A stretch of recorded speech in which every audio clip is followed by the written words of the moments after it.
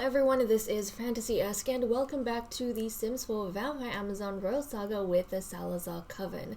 We are picking up in the dining hall with Princess Eve on her birthday, so she's going to be aging up into 18. While I am excited for this new phase in her life, we are also now mourning the loss of Catherine's one and only son, Lord Leon Dragonzar, who passed away in the mini-movie. So let's go ahead and actually talk about what happened in the mini-movie. Now, we began with yet another freak accident at Guinevere Market. This time around, it was Lord Leon who suddenly burst into flames. And the scary part of it all for me was that all of the spellcaster children were kind of swarming him, and then, he couldn't figure out what was happening to him, and he was asking for help, but none of them were really helping him. Even Chance started walking towards him, and they all had a bit of a funny, I feel like, fascinated look on their faces, and, a slightly excited look on their faces about what was happening, even though it meant the death of someone. And these spellcasters, they are in the same companion group as Leon. They're in Eve's companion group, so I just found that a little bit freaky.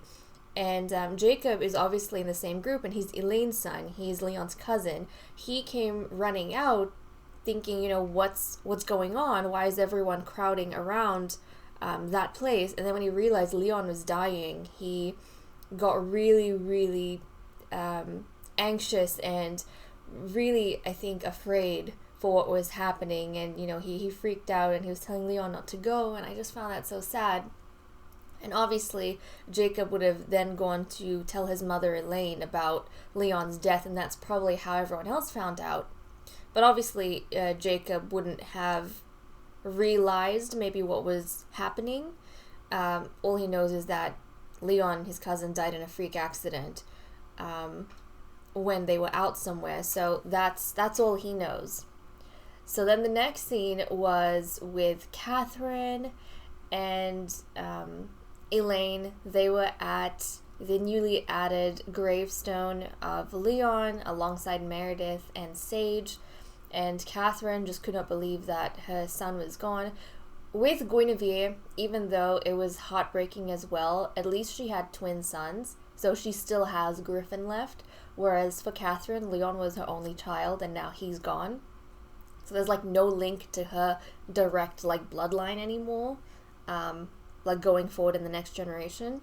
So, that's just so crushing. That's so crushing. So, the Dragonzar line, it pretty much, I feel like, ends with her now. It's not even going to pass on through her son to another female. So, yeah, she was just really upset, and she was just saying, he still had so much of the world left to see. He shouldn't have left so soon, and Elaine was there saying, I'm sorry, sister. And so the scene moved from that to a secret rendezvous with Elaine and Luciano at the castle grounds, and Elaine was saying, please tell me you have something. We've lost another boy to this madness, and I don't think it's because she's truly upset over this loss. I think for Elaine, the attitude is more like, okay, someone else has died, so please tell me you use this opportunity to actually find out what we need to find out, so that, the death at least wasn't in vain. I feel like that's kind of more her attitude. So Luciano, he said, yes, I did. I have found something. It was the physician's nephew, Chance. He's been showing signs of magical anomaly. He was there when Leon died. So for Elaine, it was kind of like, of course, I knew it had something to do with these half-breeds, or I was right about these half-breeds. And I feel like she's got a bit of prejudice against them. I'm not entirely sure why exactly. It just could be that, she stems from the dragon bloodline. And so her mother was kind of a firstborn priestess to a princess, so she probably feels as though they have this purity that they've been maintaining, with the Salazars. There is this purity that her line is maintaining, and maybe the visitants are destroying some of that. And that's probably why she also has kind of set her sights on Juno rather than any other princess to actually... Guinevere already had a hold of Kyra, so she couldn't exactly control Kyra, but with Juno, Guinevere never really paid much attention to her, but also Juno's not a half visitant. She's not a half-breed. She is like a pure Salazar.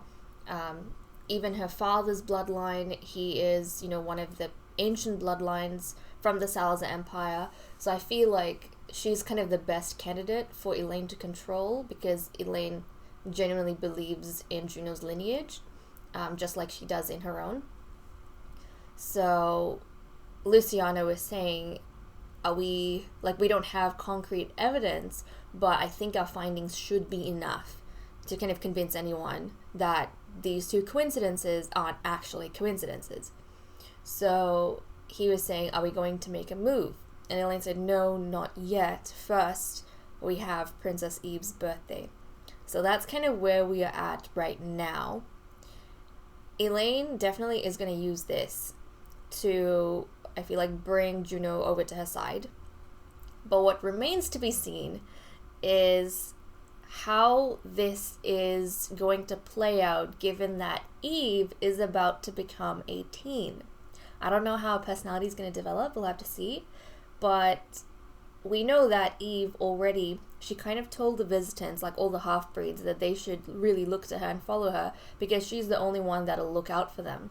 And we know that she's a little bit overconfident, but she's very prideful about her heritage. And, she's also genuinely vying for the throne. So I feel like when she becomes a teen and she starts having a little bit more power maybe over her actions, a little bit more capability, I should say, she might put herself forward to actually defend the half-breeds, the visitants, because they kind of form, I wouldn't say her army, but they kind of form her followers. And so if she lets her followers, like Azora and Chance, be picked off by Elaine and Juno, then who is she going to have on her side, especially because she's kind of fighting this discrimination of being born to an invading prince. So we'll have to see how all of that pans out. Things are definitely going in interesting directions. But, okay, we're not going to waste any more time. I'm very excited to see how Eve is going to look. I'm very excited to see how her personality has developed throughout her childhood years into her teenagehood. And I'm excited to give her a makeover. I can't wait. I can't wait. So let's not waste any time. We're not going to waste any time. I am going to get Eve to blow out the candles.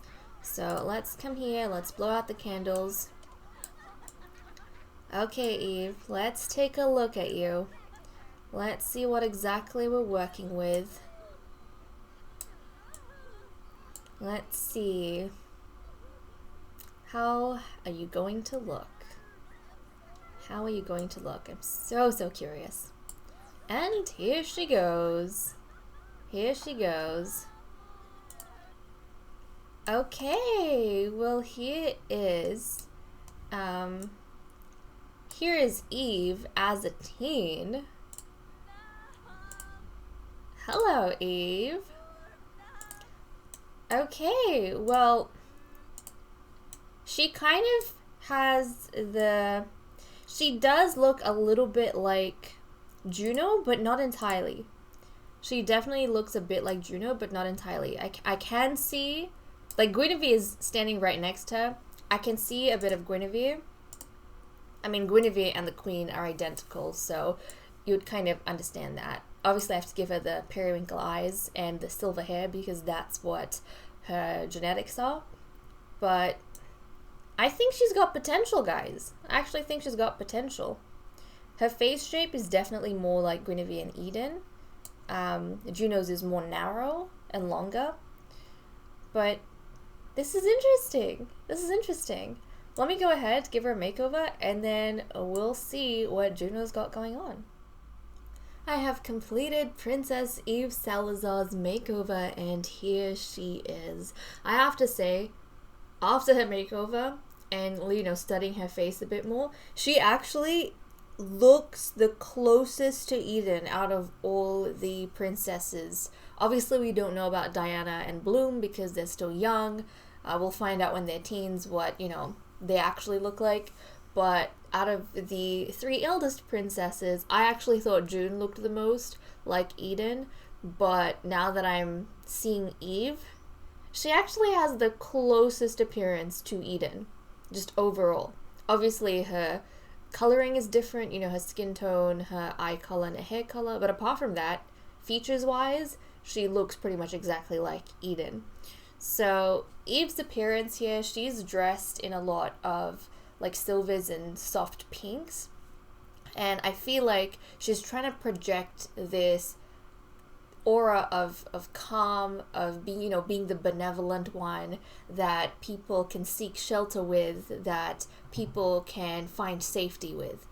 So she's kind of presenting herself as this approachable, tolerant princess that is going to take care of you. So I feel like that's what she's got going on with her appearance. Now, her personality actually ended up being very, very interesting. This is a scenario I have thought of countless times, but never actually happened because the random generator just was never on that side. But the trait that she has developed, guys, is hates children. So where does that come from and what does that mean? Basically, I feel like throughout her childhood, Eve has seen the way her heritage has been viewed, and even if she is proud of it, she knows it is an aspect of her that is very polarizing for the people of the empire and, members of the court. And she's serious about being queen. She's serious about wanting to compete for the throne. So to ease the citizens' concerns, to ease, the coven's concerns they might have, she has made a promise not to continue her bloodline. So Eve knows her father's reputation of being the invader, the invading force, and she's determined for people not to see her as the invading princess, the princess who invaded the bloodline and basically let the visitant side or the visitant force take over what was supposed to be pure. So she has made a conscious decision not to have children in the future and not to continue her bloodline. So it makes me even more excited to potentially see her as queen because we've never had this situation before. And obviously, because the court is just filled with her sisters, we've got 1 spot left. We'll have to see whether Lagatha has a girl or not. But with a court full of sisters, if Eve is queen, what will end up happening is that she will, I wouldn't say adopt, but she will pass on probably her crown to one of her nieces. So which niece is that going to be remains to be seen. But this is only if she becomes queen. She will not have any daughters of her own. She won't have any, princesses of her own. But probably one of her nieces will be sort of like the adopted princess. So I suppose she would adopt one of her nieces to be her successor. Or depending on which sister's daughters she decides to give that privilege to, she will have it so that those girls basically get a chance. It depends on what bloodline she decides to follow. If she follows, if she decides that she wants the crown to go to, Kyra's bloodline, then Kyra's daughter or daughters will be eligible for the throne, and they will challenge Eve. If she decides that Juno or Bloom's bloodline is the one she's going to follow, then obviously their daughters will be able to compete for the crown. So that's kind of the scenario if Eve becomes queen. So now I low-key want Eve to become queen because we haven't seen this scenario before, and I just find it so fascinating. But that is our Princess Eve, guys. Let's take a closer look at her face. There we go. This is Princess Eve. I love her stylistic choice a lot more than I do Eden, but she looks almost exactly like Eden. I think her lips are a little bit different, but apart from her lips, everything else looks like Eden. Her features is what I mean. Obviously the coloring's different, but that's Eve, guys. Let me know what you think about her. And let's take a look at her dark form. Where is your dark form, honey? Now her dark form is very similar to Elaine and Catherine, if I'm not mistaking what their dark forms are. Her dark forms are very, very similar. Because, I don't know, not dark meditation. I want you to transform. I want you to show your dark form, honey. Come on, let's get changed. Let's get changed. So, here she is. Now, in her dark form, she has more of a, like, she's got a white dress, and she's got red skin and black hair.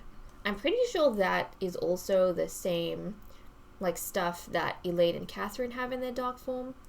So I feel like that's kind of intriguing. But there we go. This is Princess Eve. I feel like she's got prettier lips than her mother. Not gonna lie. I feel like she's got nicer lips. But that is her. That is her. So let's get her changed back. And I'm excited. I'm excited that we have Eve with us, guys. This is cool. This is fun. But okay, let me turn autonomy back on so these guys can go about and do what they want. And let's see what kind of whims we might have. So she wants to, oh! Can you even do that? Daryl is your brother. Oh my goodness, guys. Daryl is your brother. Eve. Guys. I thought Juno was weird.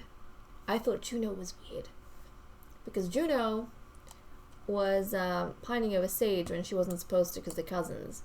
But then Eve comes along. And Eve, that's your brother. But you know what? She's a hybrid, so maybe they've got different customs in the visitant lands. Where is he? Yeah. Daryl's your brother. Oh my goodness. Oh my goodness. Well, guys. Well, it seems as though, I swear, this generation, they do not stop with the romantic drama. They just do not stop. When we think that we've kind of seen it all, they come up with something else.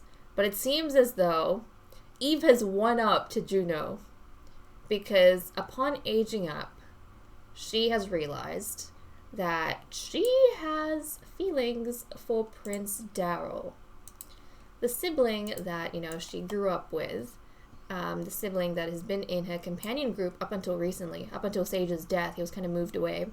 And actually, maybe when he moved away, she realized that she had feelings for him. Ooh. It's intriguing, but damn, Eve. Damn. She's very, very interesting, I feel like. She's a half-breed princess who looks exactly like a visitant. You can't even tell she's a Salazar, really. She's promised not to continue her bloodline, and she's in love with her brother. So there is that. I mean, half-brother. But, there is that. Damn, Eve. Damn. If I didn't like you before, I definitely like you now. Ay. You know what? I think maybe growing up with Daryl, even though she loves herself and she's very confident in herself, maybe Daryl was the version that she kind of thought, would have been the perfect version of herself. Like, if she had been born like Daryl, then maybe she would have had an easier time being a princess than she does now. Like, none of the prejudice that she is having to deal with would exist if she was as Daryl is. So maybe that's kind of played a part in these developments. Okay, well, that was good to know. Thanks for telling us. Well. Well, well, well. That is just so interesting. Okay, Catherine wants to ask Eden about her day. Litha, nothing really. Guinevere, nothing's going on there. Catalea. Okay, let's see who has whims we can actually complete, because we obviously can't do all of them. Okay, Juno, how are you going? Juno wants to become friends with Lord Jacob. Okay. Well, you know what? I think this is probably Juno trying to bond with Jacob because they've both lost someone close to them right now. You know, she lost Sage, so she understands how it feels to lose someone close to you, and Jacob was, you know, maternal cousins with Leon. Their mothers were twins, so I think she wants to reach out to him, especially because he's, you know, so young right now. Okay, hold on. Well, first, oh geez, that's not what I want. We need to invite them over first of all. We'll invite them over, and then Juno is going to seek out Jacob, and she is going to try and bond with him. So that's kind of nice of Juno. Okay, let's keep our eyes peeled for the youngsters. Okay, Jacob. Do you want to go on inside, buddy? Do you want to go on inside? Come on, let's head on in. Chance? I can't believe you killed Leon. Like, really? Like, really? I mean, I don't know if Chance did it deliberately. He probably didn't. I think it was, again, a magical anomaly, like certain half-breed powers manifesting. And it kind of happened when it did, but it's weird because the spellcasters, they were almost entranced by it rather than concerned by it. Especially for Chance himself. It's like he almost couldn't stop himself from seeing it happen or letting it play out. Which is very concerning. Not gonna lie. Not gonna lie. Okay, Jacob. Let's actually call the youngsters inside. Youngsters, do you wish to come on inside, everyone? We'll call the youngsters inside. And then Juno can go speak to Jacob. Jacob and Estelle out here. Chatting, probably. I feel like that's all that's going to be on Jacob's mind, is Leon's death. I mean, he saw such a scary thing when he was so young. Okay, Luciano is taking his leave. That is fine and well. But in this group, in Eve's companion group, basically because, you know, the deaths that have happened, Diana's going to get the next spot, and then the spot after that is going to go to Nixon. So Diana and Nixon are going to be joining Eve's companions when they're a bit older, and then Bloom is going to have her own companion group that she starts. Okay, Juno, let's come and chat with Jacob. Let's check in on Lord Jacob. I feel like he needs someone to talk to right now. He definitely does. And you know what? If Elaine saw this, she would be very happy because Jacob's her son, and she finally might have found a use for her son. You know, as like the hook that gets Juno in. Okay, let's brighten his day. I think Litha is in, yep, her second trimester. So that's good. Let's tell him a funny story. Let's talk about Eve's companions. Let's see. Not gossip. But let's recall your mortal life when you were young. Maybe the memories she had with Sage. Let's theorize about conspiracies. We'll go ahead and share brilliant ideas. Why not? Okay. And inventions. Yeah, okay. So she's gonna do all of that. I don't know if she's spoken a lot to Griffin since Sage has died. I feel like it's a bit painful for her. It just reminds her that Sage isn't there anymore and she can't go to Sage, which is so sad. But I feel like, I mean, Griffin also lost someone, and who does he have, you know? You three always kind of hung out together, so you might be kind of the closest connection he has to Sage. So if you keep a distance from him, how is he supposed to go on? So I really hope she figures that out, because I don't want him to be left out in the cold. Oh, look at this. I feel like she's comforting him. Tell him a dramatic story. Let's talk about grilled cheese. Discuss interests.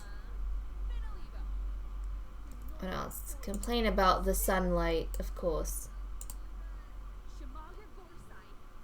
And give him a heartfelt compliment. Okay, it seems as though they are getting closer from happy memories. I feel like this is them bonding. I think she finds it easier right now to bond with Jakob than she does with, unfortunately, than she does with Griffin. Okay, and she wanted to chat with Lord Ari. Okay, why don't we go and chat with Ari? So where is Ari? He's down here. Let's go have a deep conversation with him. Come on, Ari. That's Lagatha's oldest son. He's chatting with Eve back there? Come on, Ari. We want to talk to you. Juno wants to talk to you. I feel like she's like been bonding with everyone except for Griffin ever since Sage died. Come on, can we go up and... Okay, there we go. There we go. Juno's going up and she's talking to Ari. I wonder about what? Or is Ari going to come down? Is Ari coming down? Are you going up? What's going on? Where'd he go? Ari? Okay, Ari's having to go down. Because when the princess summons you, you don't waste her time.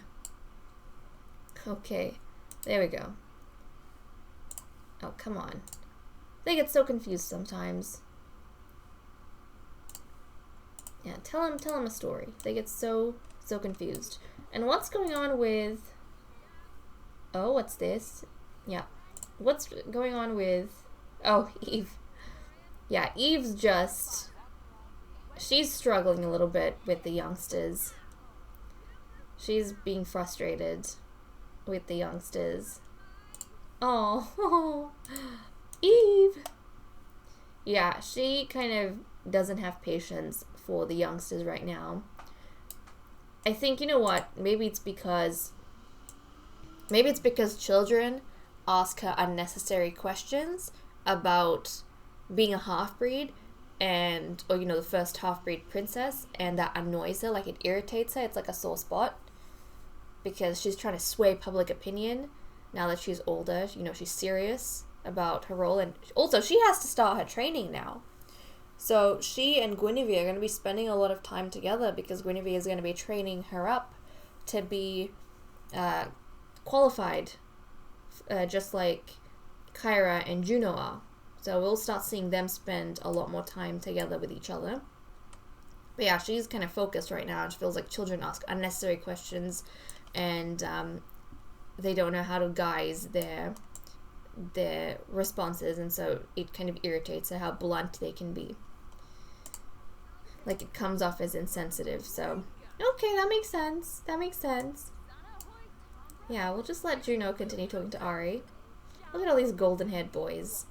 It'd be nice to have Nixon with us, with his black hair. It would be nice. Okay, what's going on here? Get to know Eden. Now she wants to go speak to Eden. She wants to see how Eden's doing. Okay, let's check in on her. Let's check in on Eden. Obviously, because Leon was Eden's stepson. So, you know, Eden would have been Leon's royal mother after her marriage with Catherine. So she's probably wanting to go check in on her mother and see how Eden is taking everything. Which is very sensible of Juno. I feel like she's become quite sensible since Sage died, in certain aspects. She has like a new level of understanding. I feel like when she was younger, maybe she was a go-getter, but she was also a little bit selfish in that her, like, what she wanted was always priority compared to everyone else. Whereas after Sage's death, she's kind of become more considerate of people around her and keeping tabs with how other people feel. Okay. So have you checked in? Oh, sorry, get to know. Yeah, she wants to get to know how Eden's feeling, how she's doing. Okay, here we go. Let's ask Mother Dearest, how is your relationship with Eden? Your relationship's pretty good. How does Eden feel about all her daughters? Is probably what I want to know. Because Juno has always been at the back seat. She's never been the one that her mother's been closest to. So if we look at... Oh my god, this is all her family members. Oh, who's... No. No. Are you serious? Are you serious? Oh my goodness. Oh my goodness. No, no, no. That's right, because... See, I leave them with autonomy on. Because Kyra... So we have 4 immortals in the Coven that are fully sun-resistant. We've got Queen Eden, Lady Guinevere, Princess Kyra, and Princess Juno. It doesn't matter if they skate around outside. They're completely resistant to the sun. And I'm usually very careful to keep everyone else, like, indoors. But flippin' hell, I guess Catherine was out here, guys. Catherine was out here, and she is now dying. Oh my goodness. You know what? This is probably another freak accident. This is probably another freak accident that's happening. Oh my goodness. So it was... Darn it. Darn it. We lost Sage. And then, like, straight after, we lost, or not long after, we lost Leon. And now in the same episode that we've lost Leon, we are now losing Leon's mother, Catherine. Oh my goodness. Oh no. Catherine! Catherine, no! You know what? These accidents are getting out of control. Remember how I said people might start getting hurt if Azura doesn't realize what's happening? I don't know what was going through Azura's mind, but you know what? She's probably been thinking about, like, last time she indirectly killed Sage because of Juno, but she's probably been thinking even more, because I think basically her fake relationship with Juno has just gone to hell since Sage died. They have not touched each other since Sage died.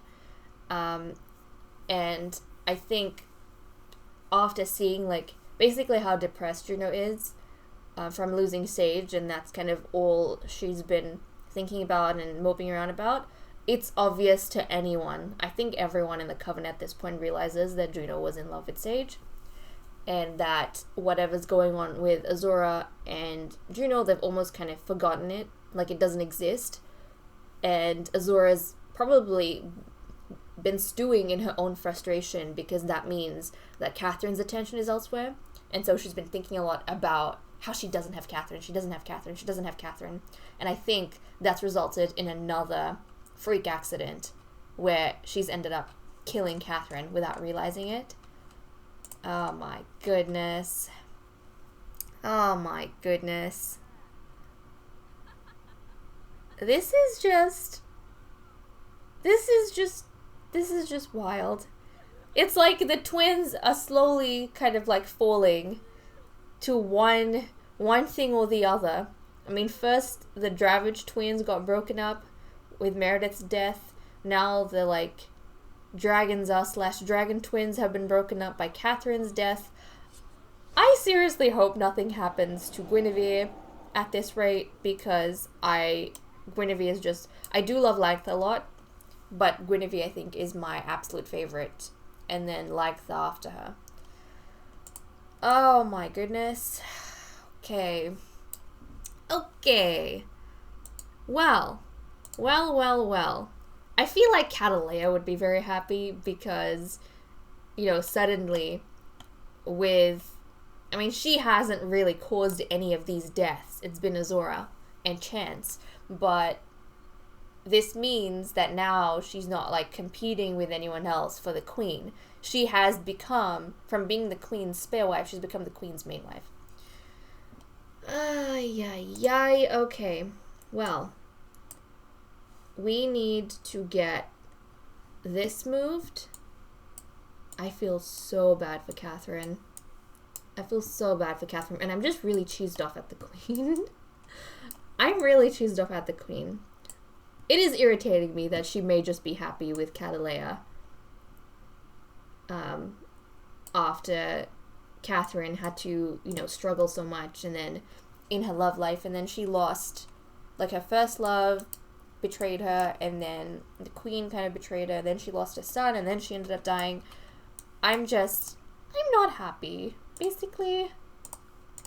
Okay, let's just get this sorted. We'll just get this sorted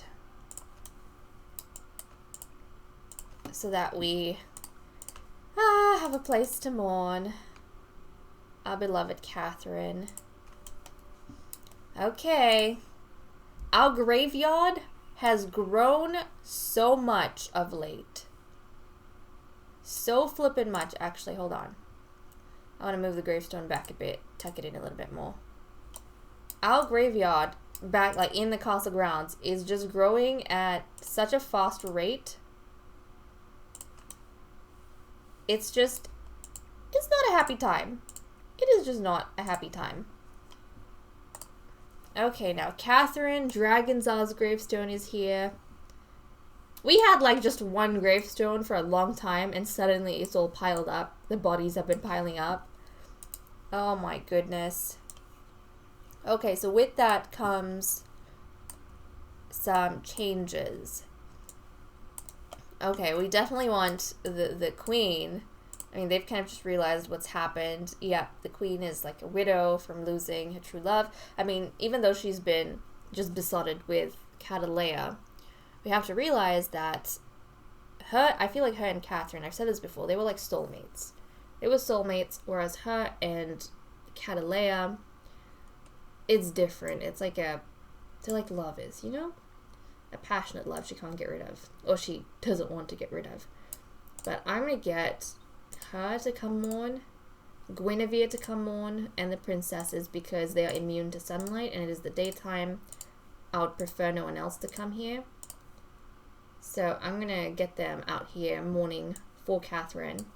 But like I said, there are going to be certain changes now. Basically, this portrait of Catherine is going to be replaced with the portrait of Catalea. Yeah, so it's essentially going to be swapped out. Why? Because with Catherine's death, Catalea has kind of been promoted to first wife. So she's now the first royal wife, and now she is all the princesses' second mother. So the title that Catherine has, so she's gone from being third mother to being second mother. Oh geez, hold on a second. Baby, baby, move objects on. Right, I need to get this moved. Here, there. Okay, there we go. And then this is going to be shifted to here. Oh, sweet Catherine. She definitely did not get that much of a blissful existence, I feel. She definitely didn't get that much of a blissful existence. Ah, that just feels so unfair to me. It just feels so unfair. But that is kind of... That's where we're at. That is where we're at. Should this be lower? I think this should be maybe a little bit lower. Okay, hold on. Let me just drag this down. Just a little bit. There we go. yeah, this is just, oh my goodness. Well, Catherine's got what she wanted, and she didn't even have to work that hard for it. The only thing she really had to push for was persisting after the queen, convincing the queen to get married to her. And then other outside forces kind of did the work for her. But okay, guys, with that said and done, I am going to leave off. Thank you so much for watching. I hope you all enjoyed, and I'll see you all next time. This also means that we don't have a priestess, so we actually need new blood to be our priestess. So when we come back, we're also going to have a brand new member of the coven. Okay, guys, I'll see you next time. Bye-bye.